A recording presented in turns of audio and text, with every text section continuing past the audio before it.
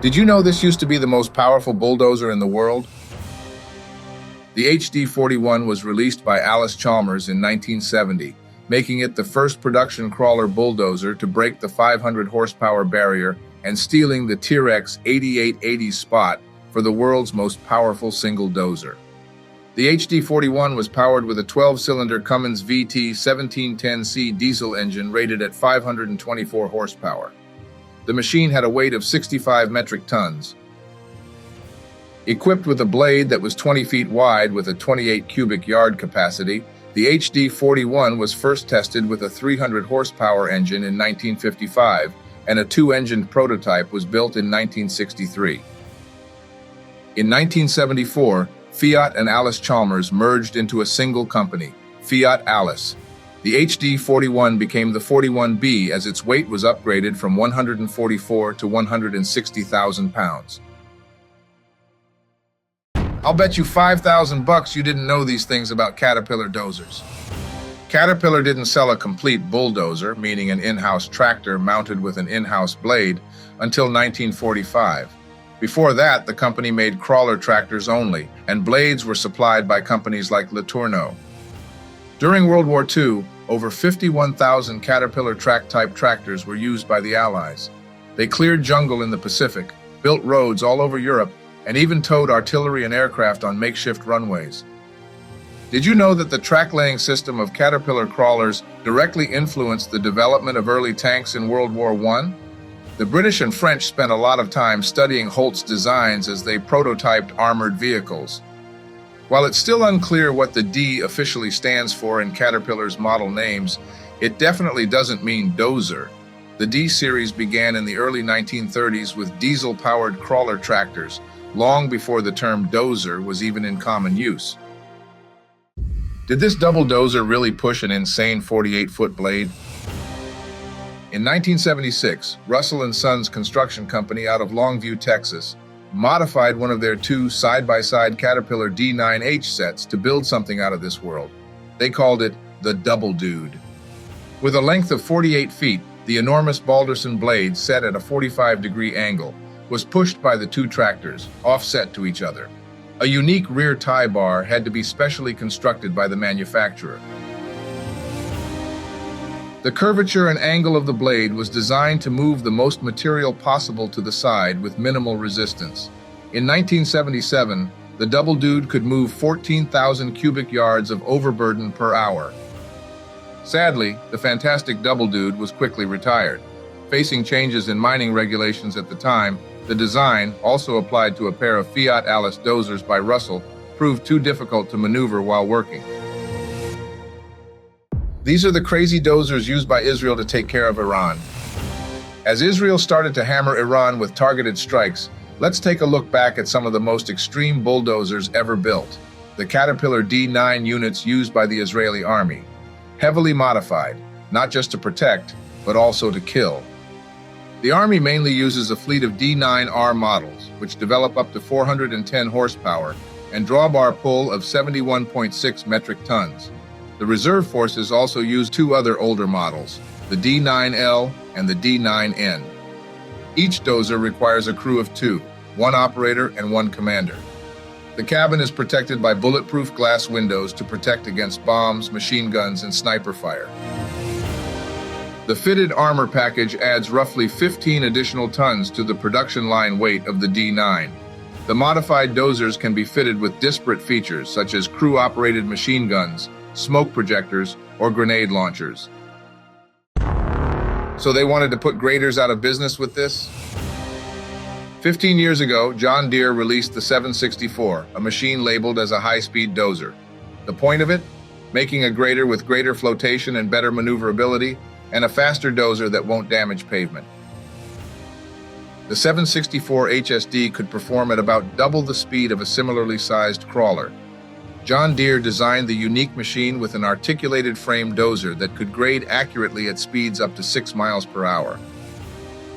The 764 had an operating weight of 34,000 pounds or 15.5 metric tons. The high-speed dozer was powered by JD's PowerTech 6.8-liter engine rated at 210 horsepower. Sold for $330,000 when it came out, the 764 high-speed dozer remained in Deere's catalog for a few years before being officially discontinued without being replaced by a successor of any kind. If you want to see a clever piece of engineering, follow me. In 1971, Komatsu released the D155W, the very first amphibious bulldozer ever produced. A total of 36 machines were produced, and some restored units are still in operation around the world today. With an operating weight of 43 metric tons, the D155W can work in water up to a depth of 7 meters. Mainly used as a maintenance tool, some units were used for the construction of bridges in deep rivers in the past. Remotely controlled, the incredible amphibious D155W dozers are powered by Komatsu's in-house engines, even though an early version of the machine, referenced as the D125W, was powered by a Cummins power unit.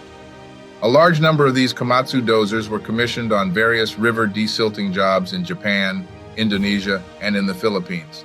This, right here, is what we can definitely call a clever piece of engineering, don't you think? I'm offering you $5,000 or this dozer. Which one are you taking? Often labeled as an exquisite piece of iron, the Fiat Alice FD30 was released in 1981, exactly 7 years after the joint venture between Alice Chalmers and the Italian firm Fiat began. But why was it such a great dozer? Featuring a hydrostatic transmission, the Fiat Alice FD30 was a beast, tipping the scales at 80,000 pounds, the equivalent of 36 metric tons. It came equipped with a standard 13-foot blade. Among some of the most powerful bulldozers available on the market when it came out, the good old FD30 ran with a Fiat 8285T, an 8-cylinder turbocharged diesel engine rated at 500 horsepower. The production of the dozer came to an end in 1993, following years of improvements through the refined B and C versions. The beastie FD30 is still remembered today as a tough, no-nonsense piece of engineering. What does that tell you when a model is produced for 18 years? Since Caterpillar began producing track-type tractors and bulldozers, no other model has had the longevity and success of the remarkable D6N. Produced for 18 years, this machine is undoubtedly one of CAT's biggest market hits ever. Released in 2002, the Caterpillar D6N was first equipped with the well-proven 3126 engine before being upgraded to a C6.6 and then to a C7.1 Tier 4 final to meet emission regulations. Competing with John Deere's 750 or Komatsu's D51 in size and specs, the CAT D6N, usually equipped with a 6-way blade, is the perfect fit for countless applications including heavy construction, quarry tasks, or even farming. In 2020, Caterpillar discontinued the superb D6N, which was replaced by the D5, losing the power shift for a fully automatic transmission, which I'm sure many of you don't see as an upgrade at all. Is this what the future of bulldozers looks like? Watch this. Founded by CEO Ahmed Shuber, Lumina is a company working on innovative heavy machinery, specifically electric and autonomous bulldozers, to transform infrastructure development, and their first dozer is already making headlines. Named the ML6, the 32-ton modular electric bulldozer from Lumina's Moonlander product family was designed and built from scratch. It was first unveiled in May 2025 and comes with a promise. This is the future of dozing. Delivering an impressive 750 horsepower, the fully electric ML6 features an oversized blade. The dozer was built to integrate seamlessly with the brand's autonomy stack, paving the way for driverless operation. Fairly new, Lumina is currently raising a Series A round of $20 to $40 million. The company recently acquired 25% of the assets of bankrupt EV firm Arrival, providing equipment and a foundation for in-house manufacturing. This is the story of a man and his Caterpillar D5 dozers. This is Freddie Bowe, a remarkable man who's been operating his Caterpillar D5 dozers for 50 years. He honed his skills in eastern Kentucky, building roads, pads, and delivering some of the finest grade work you could ever ask for. Freddie has had 2 of those D5s, a 1968 and a 1972 model, which he liked much better than the B, released in 1977. Hard to disagree with that, knowing how amazing the 96J units were. First released in 1939 with only 46 units built, The Caterpillar D5 was reintroduced to market in 1967.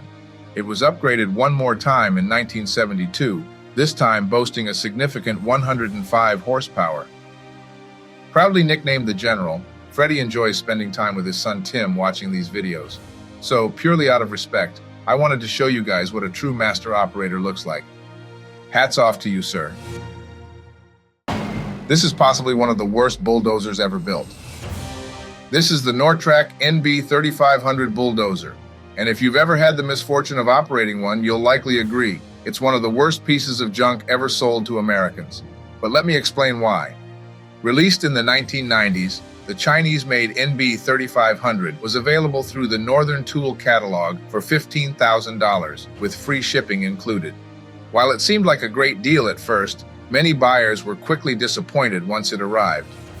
Rated at 30 horsepower with a reliable Perkins diesel engine, the Nortrac NB 3500 was plagued by electrical issues, a notoriously bad transmission that frequently locked up, and best of all, tracks that had a habit of falling off constantly.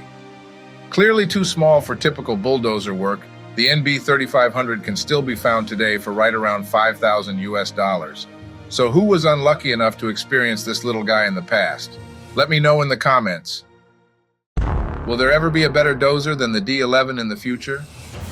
From mining and heavy construction to large-scale landscaping, the beautiful Caterpillar D11 stands as one of the most accomplished bulldozers ever created by the American manufacturer, enjoying nearly 40 years of enduring success. Introduced in 1986 as the D11N, this dozer quickly became an industry benchmark, with demand so high that Caterpillar was producing over 100 units annually shortly after its release to meet customer needs all over the world. In 2023, Cat reached a milestone after producing the 6,000th D11, which was later shipped to mining contractor Thiess, which runs a fleet made of 310 Caterpillar dozers, mainly D11 models. Total engineering marvel, the D11 remains almost 4 decades after its market introduction, one of the brand's most enduring successes. So will we ever see another dozer this popular for those specific applications in the future? Share your thoughts.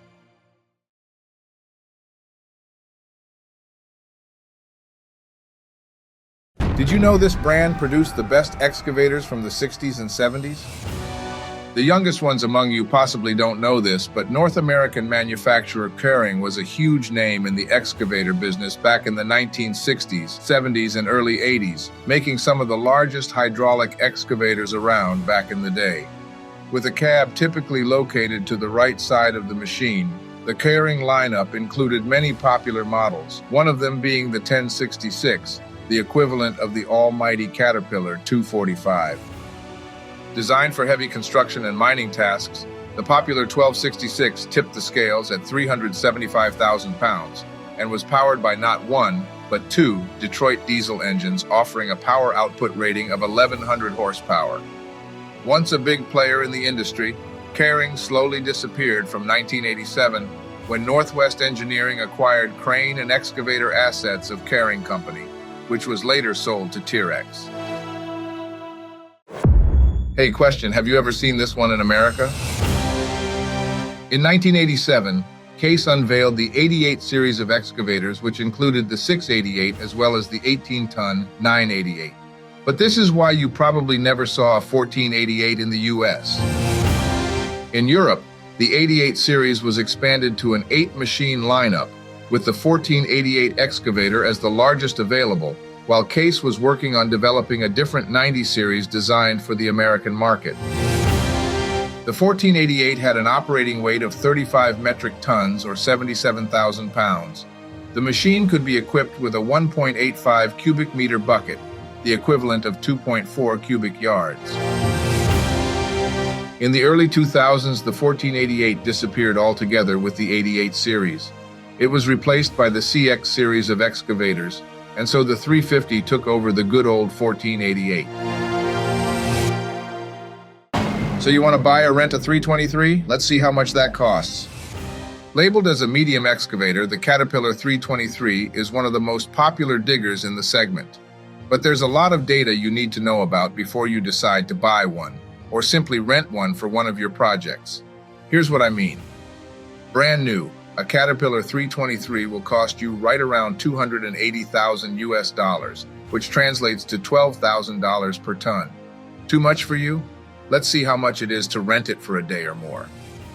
According to boomandbucket.com, the average daily rental price of a Cat 323 is set at 1,000 US dollars, when you'll need to spend 2,800 bucks to rent the machine for a week. Hefty as an individual, pretty fair for a contractor. As an owner and excluding fuel and operators' wages, the 323 has a maintenance cost per hour right around $20, which translates to an average monthly maintenance cost of $1,700. All right, let's teach you how to operate an excavator. So, it's pretty obvious to me that many of the channel's subscribers are part of the heavy construction industry, but I'm sure some of you wonder how you actually operate an excavator. So if you're one of them, this video's for you. This is your view from the operator's seat. 2 joysticks and 2 pedals. Left joystick to the left and the machine will swing left. Push right, it will swing right. Pull it towards you, the arm will come to you. Push it forward, the arm will extend. Now let's talk about the right joystick. Push it left, the bucket will close. Push it right, you'll dump whatever's in the bucket. Pull the joystick towards you, the boom will lift. Push it down, and the boom will drop. It's that simple, guys. You guessed it, the pedals in front of you move the tracks. If the final is behind you, push the pedals forward for the machine to move forward. If the final is in front of you, push backwards to move forward. Now you're ready for the job. You know you can operate the biggest excavator in the world from your phone? Watch this. Weighing 800 metric tons, the Liebherr 9800 can move close to 80 tons in a single scoop. The machine, released in 2011 and built in northern France, costs between $12 and $15 million depending on the options. And one of these options is a fuel tank holding 5,200 gallons of diesel, which will be burnt in about 35 hours. This is the same amount of diesel a Ford F-150 consumes on average in an entire year of normal use. To move those cylinders, it takes 2,642 gallons of hydraulic oil. Just like most mining excavators, the Liebherr 9800 is designed to run as close as possible to 24 hours a day, 7 days per week. It takes about a month and a half and a crew of 15 people to assemble the machine on site. Interestingly, it's perfectly possible to operate the monstrous piece of iron from your phone with a Lego app and a few tweaks applied in the cab. Did you know you can operate an excavator on water? Watch this. Also called a floating excavator or a pontoon excavator, an amphibious excavator is a type of digger that can perform dredging while afloat on soft terrain such as swamp, shallow water, or wet land. But how does it even work? The chassis crawler floats on sealed pontoons. It can swing or even roll over when excavating the bottoms without requiring any specific support underneath. It moves and travels on water using a clever dual-body boat-form buoyancy tank. While the engineering behind it may seem highly complex, amphibious excavating is by no means a new creation. It has been around since as early as the 1940s in the United States and even earlier than that in Asian countries. Ideal for removing silty clay, clearing silted trenches, or dealing with operations involving shallow waters, amphibious excavators are known to be more efficient than traditional barge-mounted dredgers. And that's what we call some stunning engineering. Have you ever seen an excavator tank? Well, watch this. The AEV-3 Kodiak is a Leopard 2 main battle tank-based armored engineering vehicle used for a wide variety of battlefield operations. Manufactured by Rheinmetall, the machine comes at a cost of $5.7 million apiece. Originally developed for the Swiss Army, the AEV-3 required the removal of the turret and the installation of a new fixed superstructure, and the installation of a telescopic arm typically fitted with an excavator bucket. The Rheinmetall AEV-3 Kodiak is powered by a power pack assembly consisting of an MTU engine amazingly rated at 1,500 horsepower. It is coupled to a Renk HSWL 354 transmission. Developed since 2002, the AEV entered service in 2009 and can travel at speeds up to 42 miles per hour. The war machine can be equipped with a 40mm grenade launcher or a M2 heavy machine gun. This machine is Caterpillar's biggest disaster ever. The 5230 was a mining excavator released by Caterpillar in 1994. It was, back then, the largest hydraulic excavator ever released by the manufacturer. Let's go through some more data about this beautiful iron. With an operating weight of 316 metric tons, the 5230 carried a 20 cubic yard general purpose bucket, but it also had an optional 31 cubic yard bucket, specifically designed for coal mining. Ideally suited to load trucks in the 150 to 200 ton capacity class, the digger ran thanks to Caterpillar's 3516 diesel engine that produced a maximum of 1470 horsepower. Unfortunately, the Caterpillar 5230 never met a global success. The 5000 series of shovels is remembered today as probably the biggest disaster Cat ever had on their hands. You guys talk about it in the comments. Let's talk about a monstrous mining machine, the EX8000. The Hitachi EX8000 is a ginormous excavator. It came out in 2004 and the first unit was delivered to a Canadian mine. It has since met an incredible success worldwide, but let's go through more details right now. Competing with the Komatsu PC8000 or the Liebherr 9800, the EX8000 has an operating weight of 837 metric tons, and it can be equipped with a bucket of 43 cubic meters of maximum capacity. The Hitachi EX8000 runs thanks to two Cummins engines that develop a total of just about 4,000 horsepower. The brand also offers an MTU option which shares the same specs as the Cummins engines. The gigantic machine was developed as a response to the growing size of dump trucks designed to reduce costs at mines. On the market for almost 20 years, it's fair to say Hitachi got the job done with that one.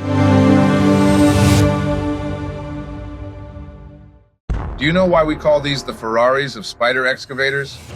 Introduced in 2019, the Menzimuck M545X is what we call a spider excavator, or a walking excavator. Designed to operate safely on the steepest slopes, the Swiss machine is an insane piece of heavy machinery. Tipping the scales at almost 30,000 pounds or 13.5 metric tons, the M545X is powered by a 154 horsepower Deutz 4-cylinder diesel engine. But that's not the most exciting detail. Each leg of the M545X is totally independent and allows 4 different steering modes, including front axle steering, rear axle steering, 4-wheel steering, and crab steering. The machine is able to lift up to 9.8 metric tons.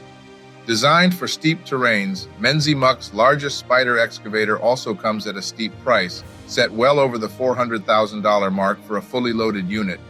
Hence the title of the Ferrari of spider excavators. Guys, this machine changed the game more than you think. In 1970, French company Poquelin unveiled the EC1000 excavator, a machine with a weight of 152 tons, powered by 3 GM engines that developed a total of 780 horsepower. Equipped with a record-beating 10 cubic yard bucket, the Poquelin 1000 scared the hell out of cable excavator manufacturers, who were seeing the machine as a threat to their business, and history proved that their concerns were well-founded. In 1975, Poquelin released the 1000 CK model, this time powered by 2 engines instead of 3, for a power output rated at 900 horsepower. The machine also gained 20 extra metric tons. Quickly outweighed by bigger machines, the Poquelin 1000 CK was discontinued in 1984 after a total of 59 units were produced. Today, a few amazing French guys restore old Poquelin machines, including the 1000. Guess how much the world's smallest excavator actually cost? Shocking figure. Developed since the mid-1990s, the Komatsu PC01, mainly available in Asian countries, is what the brand labels as a micro-excavator. As tiny as it gets, the machine is the smallest digger ever produced. With an operating weight of 380 kilograms or 838 pounds, the Komatsu PC01 has a power output rated at 3.5 horsepower with a maximum digging depth of 3.5 feet. So would you call it an actual machine or just a toy? 3 years ago, a joint venture between Komatsu and Japanese giant Honda led to the electrification of the micro-excavator using swappable portable power packs, and so the PC01E was born. Mainly designed for landscaping or minor construction tasks in small spaces, the The minuscule excavator, not made available in America or Europe, is not that tiny when it comes to its price tag set well above the $20,000 mark. It's new, it's big, it's promising. This is the new JCB 370X. A few weeks ago, JCB unveiled the 370X, the largest X-Series excavator to date, designed to compete in the 35 to 40-ton segment and outweighing by a mile the 245 model introduced to market back in 2018. Designed from the ground up, the brand new 370X has an operating weight of 39.8 metric tons, or 88,000 pounds, and can be fitted a bucket of 2.75 cubic yards in capacity. Under the hood of the new JCB, you'll find a 8.9-liter Cummins L9 power plant rated at 322 horsepower, as well as a new hydraulic system featuring Kawasaki pumps, plus the latest in cab improvements for operators' comfort. Since its launch 6 years ago, the JCB X Series is very well received all around the world, and this new 370X, manufactured with reinforced structures for maximum durability, should be no exception.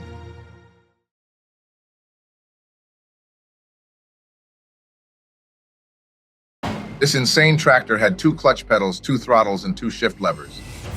Kinsey Manufacturing out of Iowa was only founded for a few years when John Kinzenbaugh gave himself a noble mission, repowering John Deere tractors with Detroit diesel power plants. And this is how the Kinsey Big Blue 640 was born.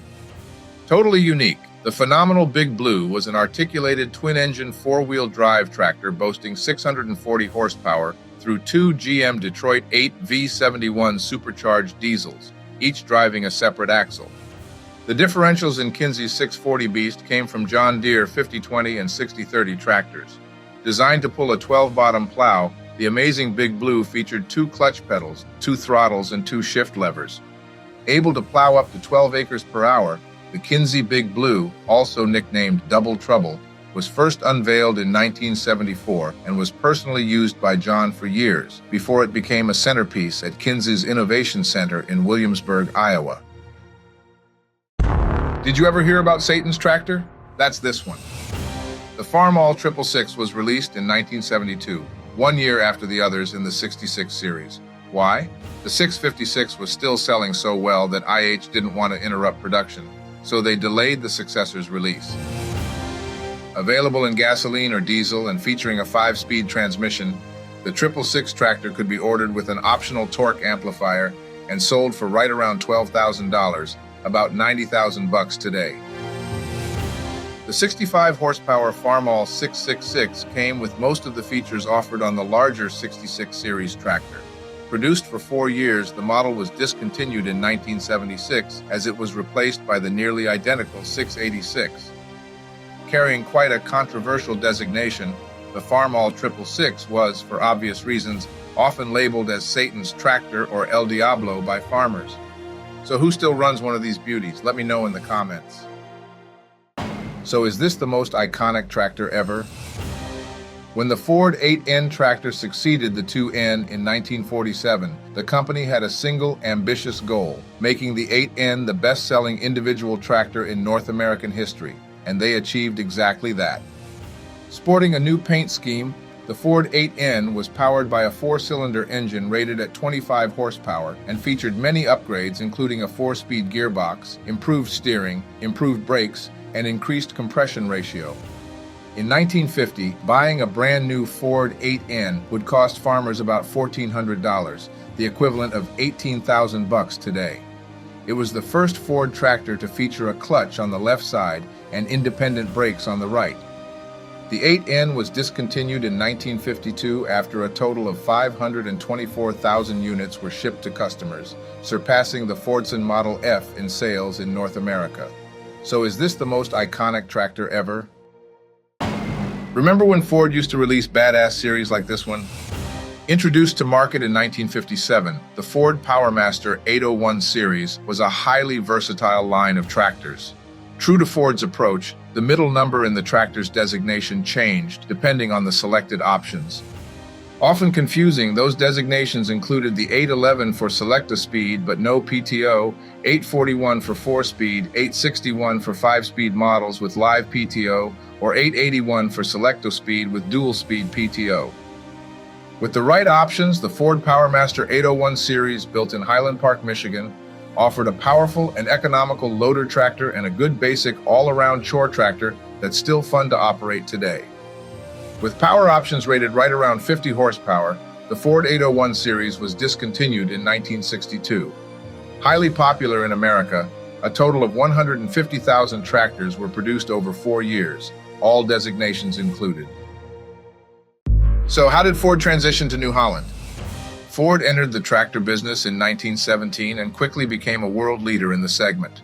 In 1986, Ford acquired New Holland, a Pennsylvania-based company known for its hay and forage equipment, and so was born the Ford New Holland division.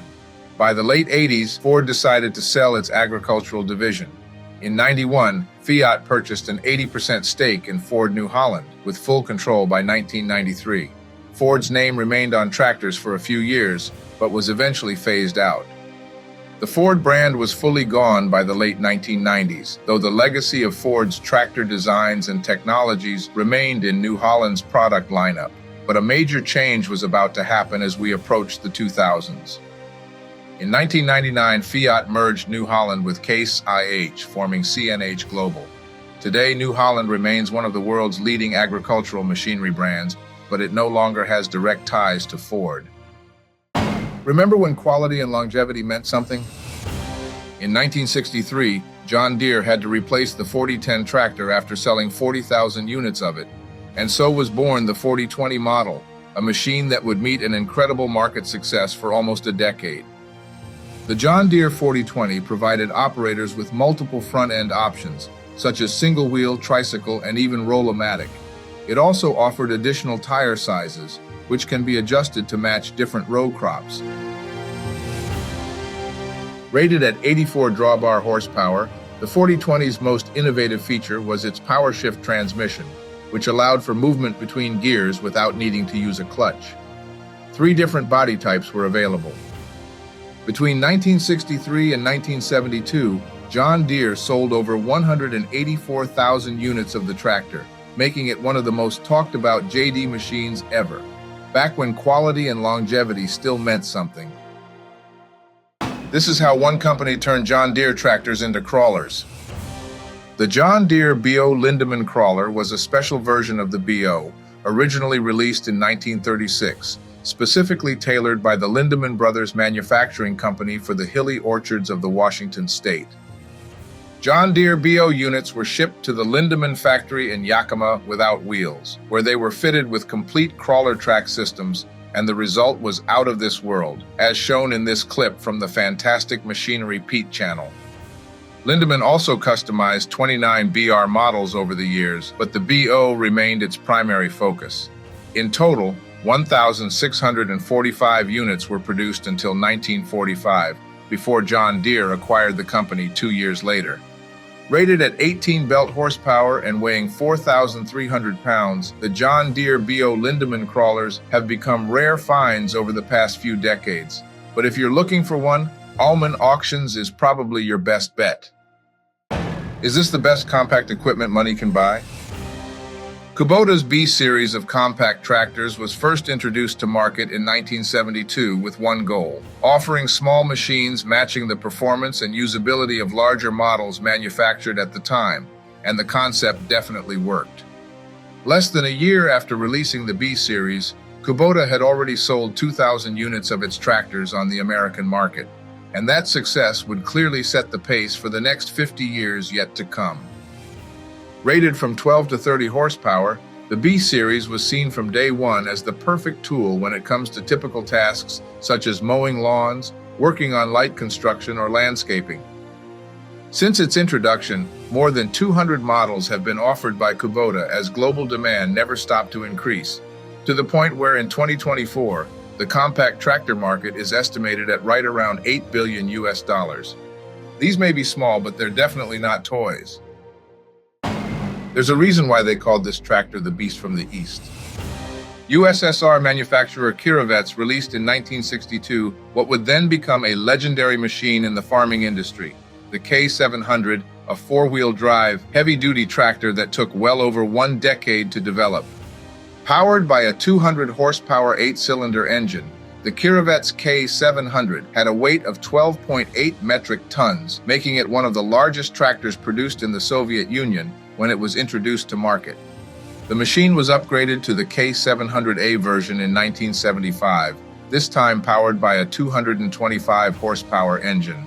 The A also included larger tires for better traction and increased fuel tank capacity. The K700 served as a base for the popular K701 model, also known as the Belarus 7100 in America, from 1978. Over 400,000 units of the machine and its variants were built. Who doesn't love the sound of two Detroit Diesel 671s? This is the face of a genius. This dude built, starting from the 1980s, one of the craziest custom tractors you'll ever get to see. A six-wheel drive articulated Chamberlain powered by a pair of Detroit 671 engines, each rated at 230 horsepower. Using a regular two-wheel drive tractor as a base, this man spent thousands of hours welding what would become a perfectly usable machine in Australia's endless fields. Able to pull a 62-foot seater, the 18-ton custom Chamberlain only cost $12,000 to build back in the day, possibly making it one of the cheapest working tractors ever when it comes to price per horsepower ratio. Work in progress for many years, the custom Chamberlain tractor has proven itself to be a stunning workhorse in the fields, far exceeding the amazing owner's initial expectations when it comes to production and reliability. Pure work of art. So who still runs a beautiful Massey Ferguson 97? Released in 1962, the beautiful Massey Ferguson 97 was actually produced by Minneapolis Moline and was based off two popular yellow tractors, the two-wheel drive G705 and the four-wheel drive G706. Selling for close to $7,000 brand new when it came out, the equivalent of $73,000 in today's money, the Massey 97 was equipped with a six-cylinder Minneapolis engine rated at 112 horsepower. Fairly beastie and highly modern for its time, the standard tread Massey Ferguson 97 featured a 5-speed gear transmission. The tractor could be ordered with a cab, a pretty luxurious option back in the early 1960s. The Massey Ferguson 97 was discontinued in 1965. Interestingly, the red tractor sold for $1,000 less than the Minneapolis models, despite being built on the same production line. Hey, do you have any idea how rare this amazing tractor is?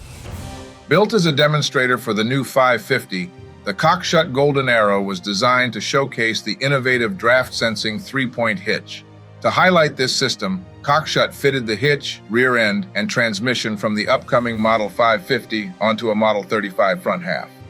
Released in 1957 and rated at 40 horsepower through a four-cylinder Hercules engine, the Golden Arrow had an operating weight of 4,700 pounds. Only 135 units were produced and sent to dealers.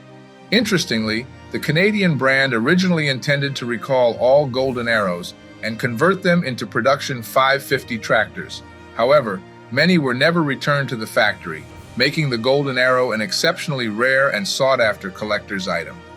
Able to reach speeds up to 12 miles per hour, the very few Cockshut Golden Arrows left are now in the hands of private owners, gaining value as years go by. So who owns one of these? So why did Caterpillar get rid of its Challenger line? Here's what happened. In 1986, Caterpillar introduced the Challenger 65, the brand's very first rubber-belted tractor. Seen as a significant milestone in CAT's history, the line would end up being surprisingly short-lived. But why? Constant and costly work in progress for CAT, the unique-looking Challenger tractors faced immediate trouble in a sluggish market, as an economic downturn had already sharply reduced demand and cut into the brand's profits when the line launched. Struggling bad, Caterpillar quickly recognized that its dealer network wasn't well suited for marketing to farmers. By the 1990s, it was clear that competing with well-established brands like Deere and Case would be an impossible battle. Too expensive to develop and way too difficult to market in a highly competitive sector, the entire Challenger line of rubber-belted tractors was sold to AGCO in 2002, only 16 years after the 65 model was introduced to market.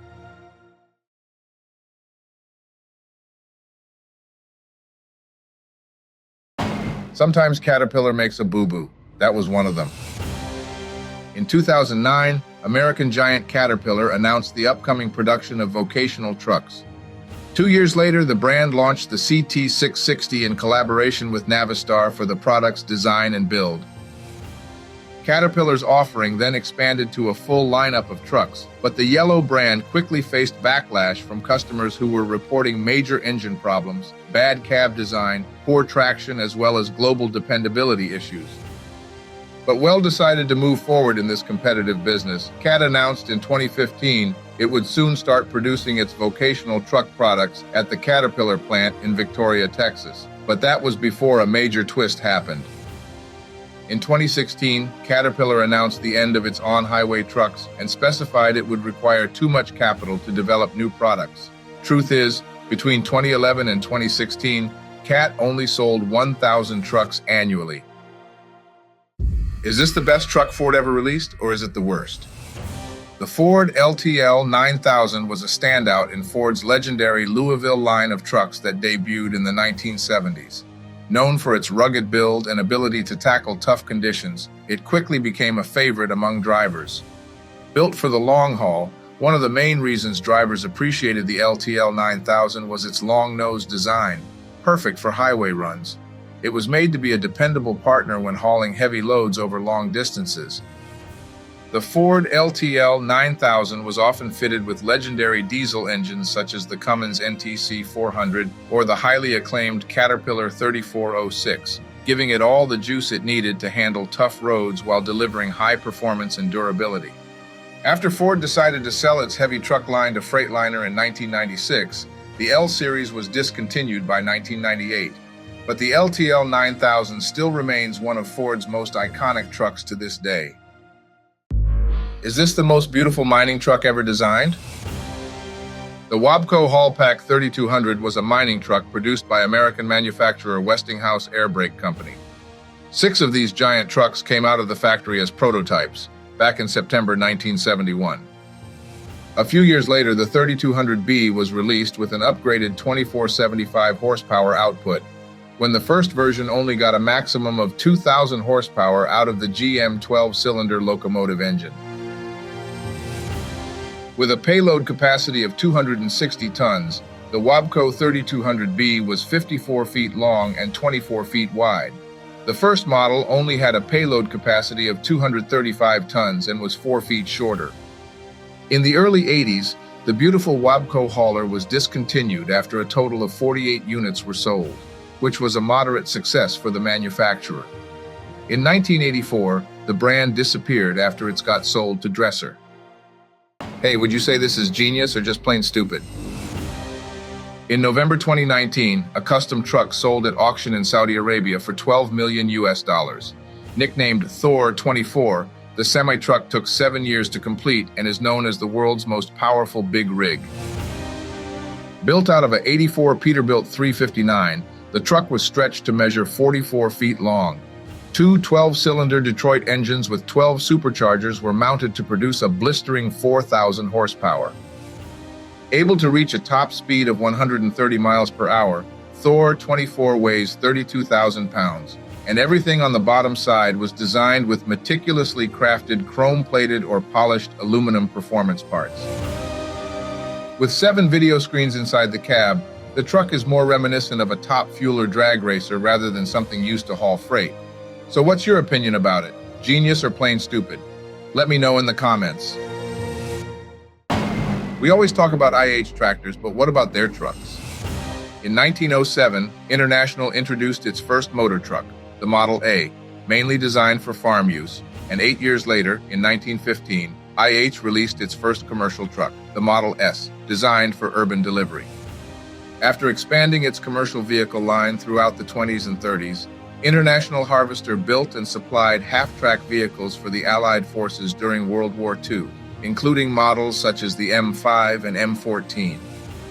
By the early 50s, IH was one of America's largest truck producers, as the brand introduced giant market hits such as the R Series, followed by the S Series or the Lodestar Series, just to name a few. But things were about to change. Facing a quick decline as a global entity from the late 70s, the company changed its name to Navistar International Corporation in 1986, and the International Harvester name slowly but surely disappeared. This is the story of Mack Trucks. Mack was founded in 1900 as a bus manufacturing firm. Named Mack Brothers, the company manufactured its first truck in 1905, and in 1916, Mack released its first market hit, the AC model. In the 30s, Mack took the U.S. market by storm, especially after the E-Series was introduced. In the 40s and 50s, Mack continued to develop successful lines of trucks such as the H or the G Series released in 53 and 59. Between 1977 and 1993, Mack produced the legendary Superliner series, a line then replaced by the CL 700. In the meantime, the RS and RL models were introduced to market. In year 2000, Mack became part of Volvo, and 6 years later, the brand was breaking an all-time high in sales. Today, Mack employs 2,500 workers and generates on average $1 billion in revenue per year. This brand was the Rolls-Royce of trucks. The Marmon Company was founded in 1902 and excelled in production of top-of-the-line automobiles. During World War II, the manufacturer started building a wide range of specialized vehicles, such as half trucks. In 1963, Marmon Harrington ceased truck production, and a new company, Marmon Motor Company of Denton, Texas, purchased and revived the brand to build and sell premium truck designs that Marmon Harrington had been planning. Marmon only made cab-overs until 1970. Focusing on low production, Marmon's handmade trucks then became available as both conventional and cab-over versions. These trucks were often labeled as the Rolls-Royce of trucks. Suffering from a major lack of sales and a saturated market, Marmon delivered its final truck on the 5th of February 1997. The production facilities in Garland, Texas were taken over by Navistar's Paystar division. This is the story of the outstanding Pacific Trucks. Pacific was founded in 1947 after 3 former Hayes Truck employees set up their truck building shop in Vancouver, Canada. By 1967, the company had already built 350 highway and off-road trucks and trailers. Built incredibly beefy and tough, the Pacific Trucks were mainly designed for British Columbia's logging industry and were made in very limited amounts. But the company was about to face major changes coming from the United States. In 1970, International Harvester purchased Pacific, leaving the design and manufacture of the product in the original company's hands. But 11 years later, International would sell Pacific to Inchcape, and the downfall began. Facing poor sales and financial difficulties, Pacific produced its very last truck in October 1991, before the manufacturing plant was closed and torn down, with only the parts department left in operation. Pretty sad ending. Freightliner, Kenworth, Mack, Peterbilt. These were their very first trucks ever. Mack Truck's first truck was built in 1905 by Mack Brothers. It was a 5-ton capacity chain-driven wagon used to haul sand. Mack officially became a brand in 1922 with the introduction of the AC models. The very first Peterbilt truck ever, the Model 260, was introduced in 1939. It was primarily designed for logging and construction industries, and it featured a rugged construction and powerful performance for that time. Even though Kenworth was founded in 1923, their trucks found their roots through the Gersix Motor Company in the early 1900s. The first truck was a heavy-duty unit equipped with a 6-cylinder gasoline engine. Possibly the most beautiful, very first truck ever, the Freightliner Model 600, introduced to market in 1943. It was built by Consolidated Freightways and Freightliner Corporation, and it set the pace for all trucks yet to come. These are some of the worst cab-over trucks ever released. Would you agree? Just because we love machines and engineering doesn't mean we can't talk about lemons once in a while, right?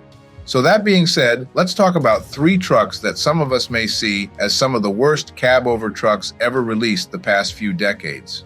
Number 1 in the list is the GMC Astro, known to be a poorly built truck and possibly one of the most uncomfortable pieces of trucking ever put together by a manufacturer. It was also duplicated as the infamous Chevrolet Titan. Have you ever drove one? Not necessarily a bad truck. The Peterbilt 372 was mainly engineered for fuel efficiency.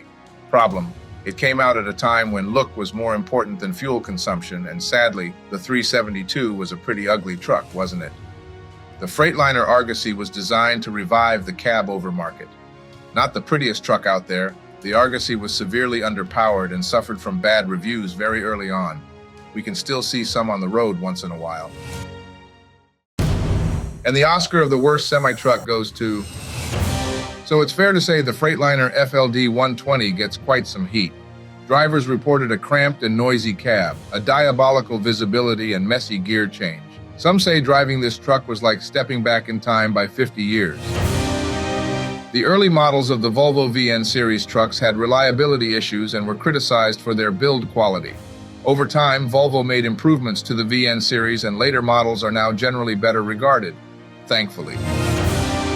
Looks like a lot of drivers out there give the POS status to the Sterling AT 9500, as the truck was known for constant mechanical failures. The firm, a subsidiary of Freightliner, was eventually discontinued. But the worst of them all doesn't have a brand or a reference. It's definitely that spare one at any company. It's that dirty old truck that looks like that inside and that everyone in the company had to drive a bunch of times without any care. Do these foreign truck brands put Kenworth and Peterbilt to shame?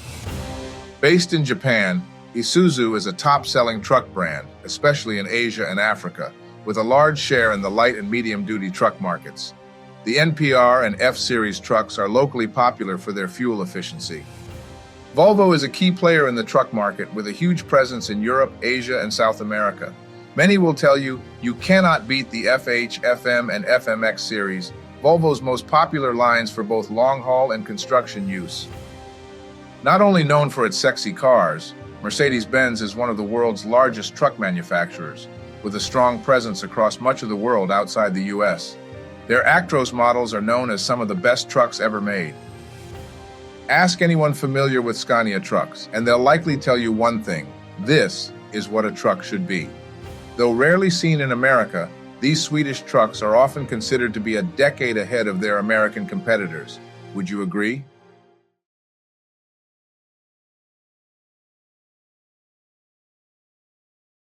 So why is Caterpillar named Caterpillar? That's the story behind it. From the late 1890s, Benjamin Holt was looking for ways to improve the performance of steam tractors. And in 1904, Holt came up with the very first successful track-type tractor prototype. But that's only the beginning of the story. During a demonstration in England the same year, a British soldier admiring the invention approached Holt and told him, "Your machine moves like a caterpillar." This would be the start of something that would change the world forever. Recognizing the marketing potential of the name, Holt began referring to his crawler tractors as Caterpillar tractors. The name quickly caught on and became synonymous with the machines, as two men were about to make history. In 1925, Holt Manufacturing Company merged with the CL Best Tractor Company, and when time came to pick a name, nothing sounded better than Caterpillar.